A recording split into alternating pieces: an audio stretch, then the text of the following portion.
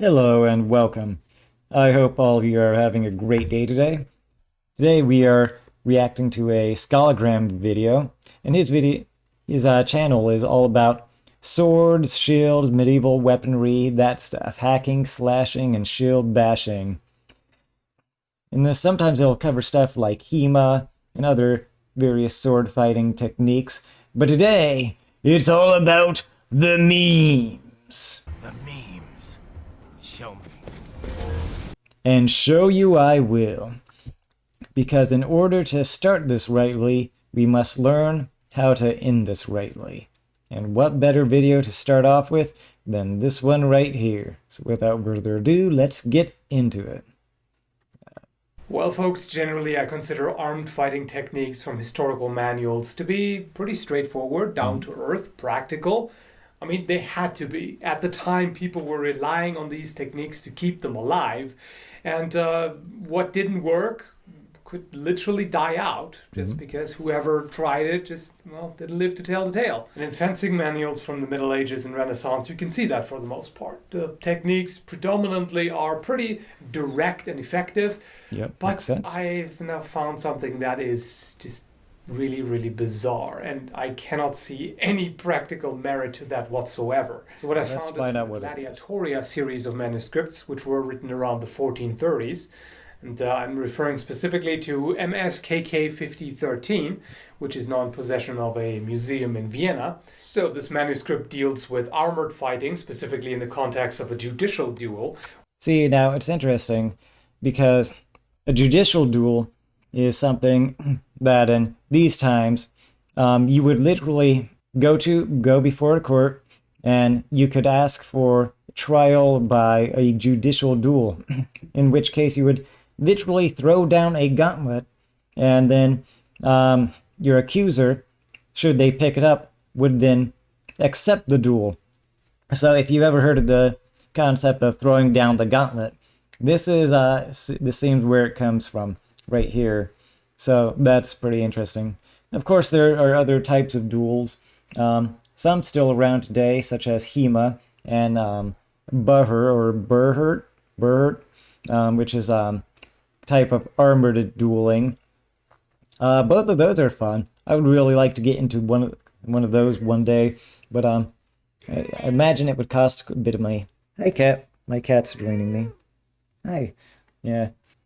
Where both opponents would be equipped with a dagger, longsword, buckler, and spear. And it's a spear plate. There's a lot of weapons, though. Seems like it would be difficult to actually utilize all those to your fullest. I don't know, it seems like you'd want to just choose one or two and then go from there. Number 12, where the translated text is as follows. If you want to end him rightly, hold your spear and sword together on your arm, unscrew the pommel of your sword, and throw it at him vigorously.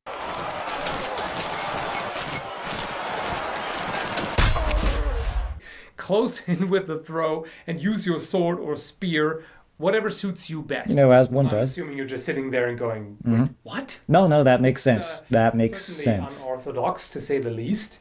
And it's also interesting for another reason. Namely, it would be a pretty early indication of threaded pommels. Yeah. So far, I've only seen evidence of swords with threaded pommel from the 17th century. But 15th century, that would be significantly earlier. You can, of course, debate it, how plausible that really is. I'm not aware of any actual archaeological sword find from the 15th century that has a threaded pommel, but then again, I haven't looked through all of the finds, obviously. Obviously. That would be take a rare. while. I mean, at the time and before that, peened construction was definitely predominant. But And for the record, this is a peened pommel right here. So this right here is the example of the peened pommel. Okay, so see the tongs right here would go above the peen block, and then it looks like it was hammered down, probably while still hot, and then filed on top of it so it's smooth. And this is about what it would look like there. So this is what he's talking about, a peened pommel versus a threaded pommel, where apparently you can unscrew the bottom. This you wouldn't be able to unscrew, it looks like. So, yeah, apparently it did exist. I mean, even if you look at the image, you can actually see the thread. The artist actually depicted that. It's pretty obvious that it's supposed to be one. And also you can tell by the text, he kind of describes it in a sort of self-evident way. Well, you just unscrew it and throw it at him. Just unscrew it and throw it at him, just like that. Oh, if you have this particular strange, unique kind of sword or whatever, it seems pretty normal to the author. And also he tells you what to do in case your opponent tries that. He starts out with when he throws his pommel at you. As one does. So that kind of suggests that it wouldn't be unheard of that the opponent would try that, possibly. Which to me is everybody was just absurd. tossing pommels around. Okay, let's see. First of all, I don't have too many swords with threaded pommel. I basically just have this practice sword synthetic, and then I have my monster. Wow, that is a nice sword. I think it looks like a Zweihander. Those were apparently very popular among the Roman Empire guys, as well as some German mercenaries. So just having a bunch of mercenaries going around wielding those things in Germany. So that's pretty cool. Also, really, usually if you find one of these in a video game, you're going to be pretty well off. You're going to be pretty well off in most video games if you have one of these. Beautiful sword. Just because it's fun. So I can see the general tactic of trying to surprise your opponent or distract them. Surprise! Throw something at them so they go, oh, what the hell? And then you rush in and try to attack. I can get that. But in order for that to work, it has to be, well, surprising, and it has to be quick. Exactly. But if I go, ha-ha! Just give me a moment here. Any minute.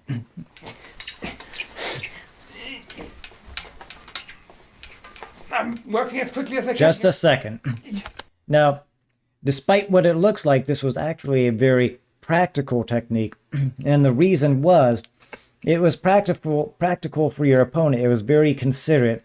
It gives them time to, maybe catch their breath, maybe go and get a sip of tea or water or something, find a nice, kindly lass to settle down with, raise some children, send those children through school, retire, then, you'd come back to the fight right in time as he's getting done with all this. So it was a very practical technique and very considerate for your opponent, at least. Just hold still for a little longer. Just a minute. Come on now. Or you could just, time out, pausing, unscrew it, then just unpause the fight after you're done unscrewing. But that's a bit cheatsy, so it depends. It depends. I'll be with you any moment. Ha-ha! Ta-da! Yeah. And keep in mind you're dealing with a lot. Oh, that seems fine. Spear, buckler, longsword, and he basically suggests to drop the buckler, have the longsword in your left hand, take the spear, put that under your arm, and then frantic. And again, it does seem like a lot of equipment. Now, obviously, I wasn't born around this time period, or if I was, I wouldn't openly admit it. But if I were, I don't think I'd want all these weapons. I've played VR where you have some weaponry, and I know it's not exactly one for one there, but there's a game called Grimlord.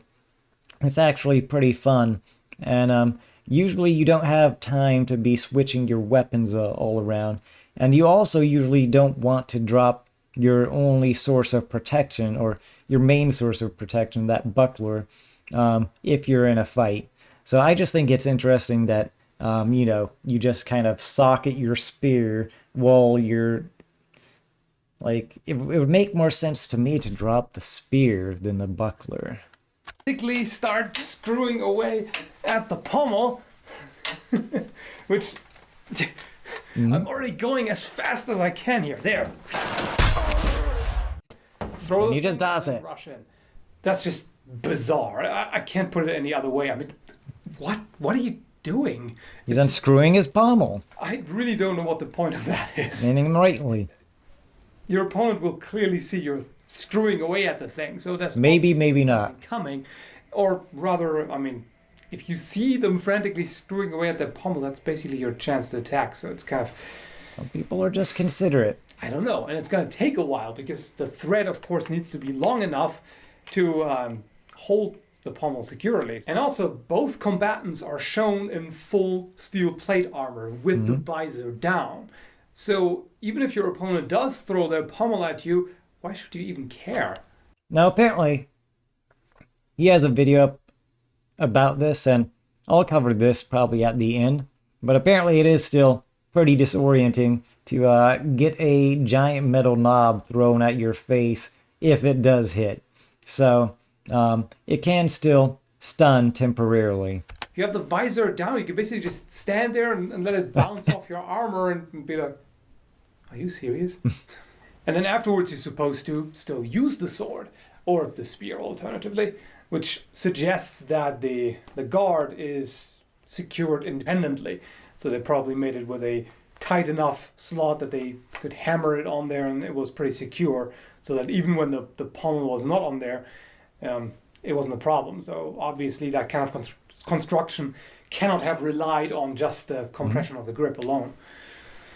But it's extremely mind-boggling. I don't know how that's supposed to work. And yeah, a judicial duel is a somewhat different context, and there were some rules, but it is more exciting than today's current judicial system. I think we can all agree on that.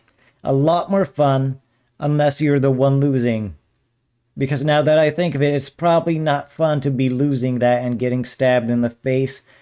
Yeah, getting stabbed in the face. Science has proven that it's not all that fun.